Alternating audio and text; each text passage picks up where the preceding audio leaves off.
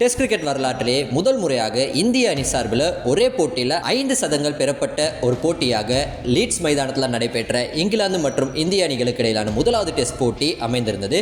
இருந்தாலுமே அது இந்திய அணிக்கு தோல்வியில் தான் போயிட்டு முடிஞ்சிருக்கு. ஆக 5 சதங்கள் ஸ்கோர் பண்ண ஒரு டீம் முதல் முறையாக டெஸ்ட் கிரிக்கெட்டில் தோற்று போயிருக்க ஒரு பரிதாபகரமான சாதனை இந்தியா பக்கம் போயிருக்கு.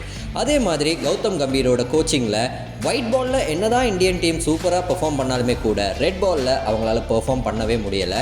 அதுலேயும் குறிப்பாக சொல்லணும்னா 3 வெற்றிகள் தான் பெற்றிருக்காங்க.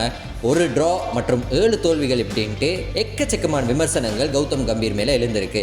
இதை தாண்டி புதுசாக வந்திருக்க கேப்டன் கில் மேலே எல்லாருமே எகிரி குதிச்சாலுமே கூட பாவம் அவர் என்ன தான் பண்ணுவார், ஃபீல்டர்ஸ் மேலே தான் பழிய போடணும். காரணம் நிறைய கேச்சஸ் அவங்க விட்டதுனால தான் இந்த மேட்ச் அவங்க தோற்றுருக்காங்கன்னு நல்லாவே தெரியுது. ஆக அடுத்தடுத்த போட்டிகளில் தங்களோட ஃபீல்டிங்கை இன்னுமே இம்ப்ரூவ் பண்ணிக்கிட்டு இந்திய அணியினர் வரப்போகிறாங்களா, இல்லைனா இங்கிலாந்து அணியின் ஆதிக்கம் அவங்களோட தாய்மண்ணில் தொடரப்போகுதாங்கிறதெல்லாம் பொறுத்திருந்து பார்க்கலாம்.